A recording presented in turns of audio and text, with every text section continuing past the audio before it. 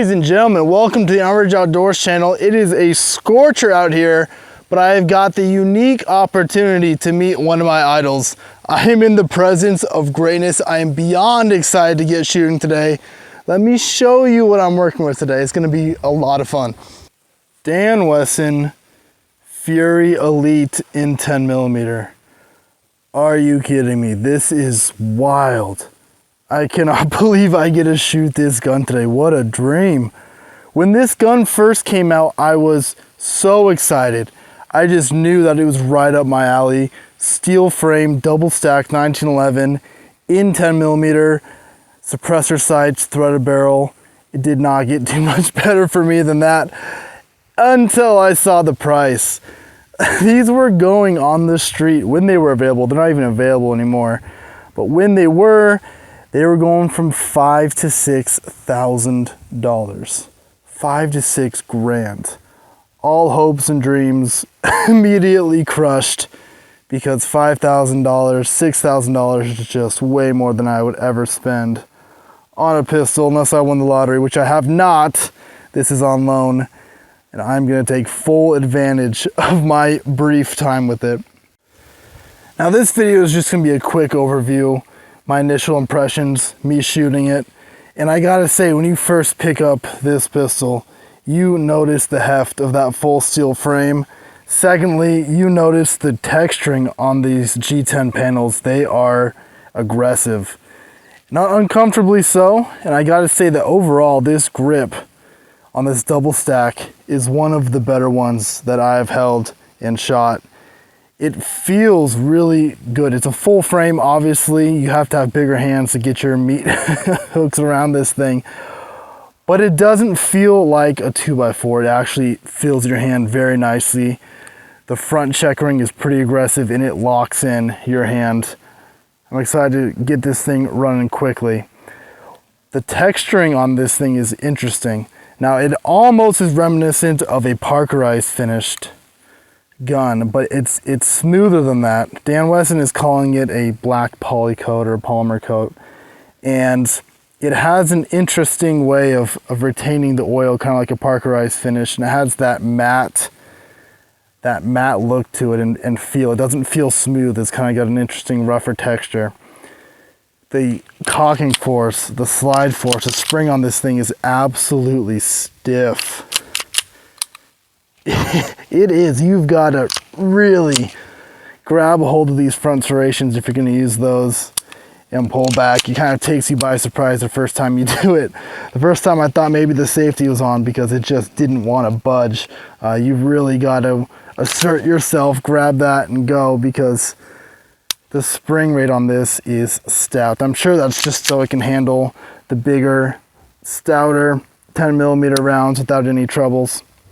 The trigger on this thing, oh, forget about it. You got a little bit of take up here, which I think you can actually adjust out. And if this were my pistol, I'd play around with that adjustment. The trigger is a little bit wobbly. It's got a flat face on it. Got a little bit of play here. But man, when you first bring out that take up, you hit a wall and it is an absolute glass rod. Just crisp break. Can't ask for a better trigger than that. God, that is nice.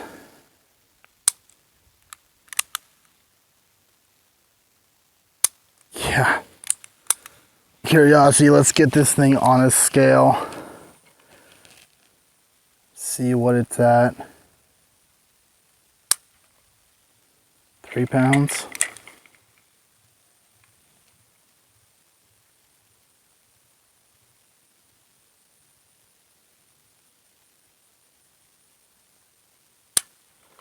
Three and a half.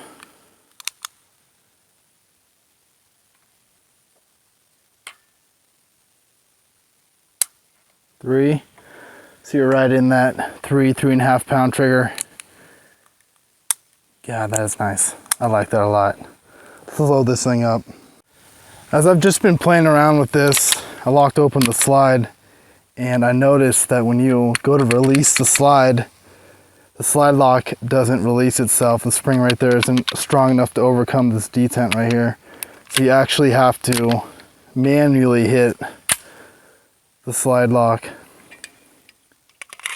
If you put your magazine in, locks on empty. If you put your new magazine in, it doesn't run home for you. Interesting. You kind of expect that $6,000 gun would just be perfect. Maybe it needs a little break-in period or something going on there. Interesting. That's coming loose already. Keep that tight. I really like the sight arrangement on here. It's got suppressor height Trigicons. Now these are night sights, but the tritium is a little bit dim. They're going out, they definitely could use a replacement. And then of course you got your RMR, kind of the standard these days. And if any gun ever needed a red dot sight on it, this is the one.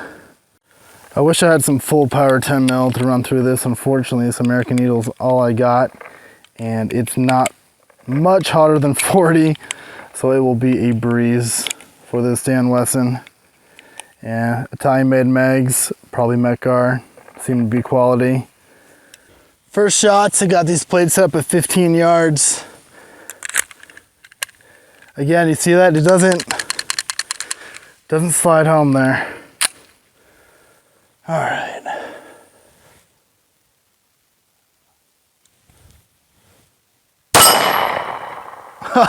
Wow, that is soft. That is so soft shooting. What?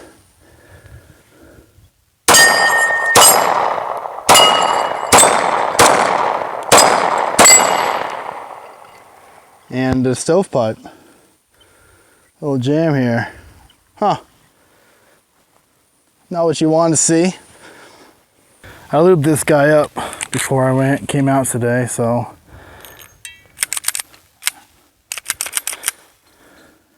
interesting. I wonder if this, I know that the spring rate on this is set up for a little bit hotter rounds, and I'm wondering if it needs a little bit more pep to really run.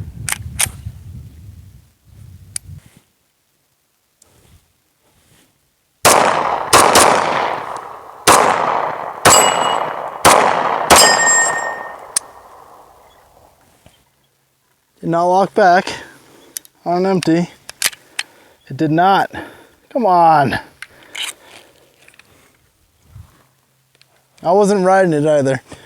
I've got a 12-inch plate there at 35 yards, and that's as far as I'm gonna shoot today. I haven't gotten used to that. All right.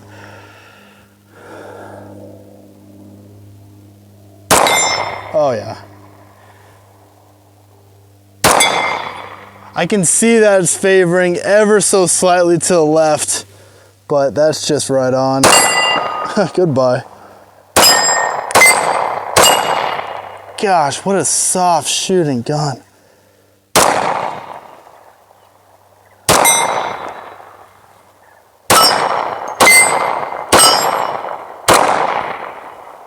Swing it. Click. Again, not holding open on that last round. Another mag here, I'm wondering if that will lock it open on the last round. And let's switch it up and use some of this Armscore 10 mil. This is 180 grain. This stuff is also 180. Just some basic FMJ.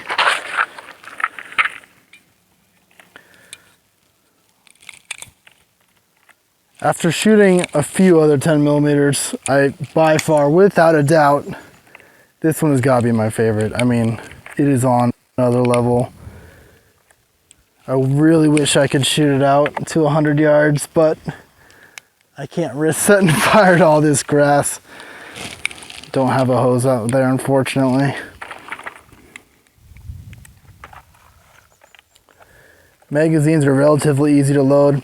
One thing that I note is that it doesn't show you've got these witness holes, and yet when you're at your 14th round, it shows black on the number 14. I mean, it's not a big deal, obviously, but it's kind of annoying. You don't know when you're full. See that? It actually shows black, not brass, when you've got your 14th round in there. You can't get another one in, I've tried, so it won't hold 15. They just drilled that in the wrong spot.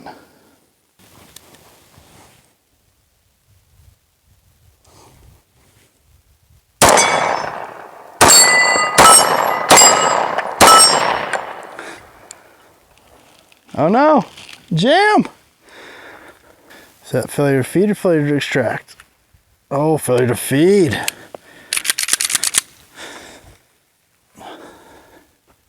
Just got caught on the rim of that.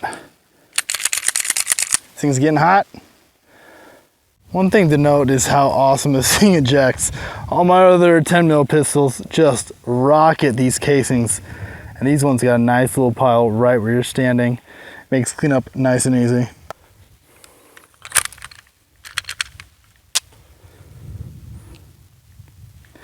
Doesn't like this stuff. There it goes.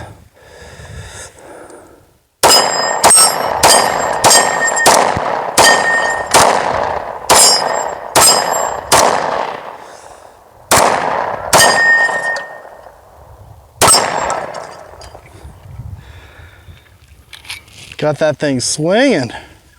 Now I guess the big question is it worth the money? And that's all on you. Look, this was an absolute joy of a gun to shoot. I love it. It's got a lot of stuff going for it. $5,000 worth of stuff going for it? Yikes. Look, for me, that's no, but I'm not made of money. I don't have a single gun over $2,000. So the fact that this is 3 times the cost of nearly every single expensive gun in my collection just kind of puts it out of a price point for me. Would I have as much fun with a Rock Island 1911? No, of course not. I wouldn't have quite as much fun, but I would still be out here shooting my 10 mil, having a good time. And honestly, I think if this were a $2,000 gun, I might have to be pinching my pennies. I would have to be looking to maybe sell another gun or 2 or 3 to purchase this for $2,000 because that it is worth it. And now I kind of want to get a single stack because they're in that price range. You know, you can get a single stack Dan Wesson for, you know, I've seen $1,500, $1,400 locally, and that would be a very cool gun. Man, this thing is fun to shoot though. Guys, I hope you had some fun out here with one of the greats. I love it. I'm gonna do a little bit more shooting, but take care, guys. Have a good one.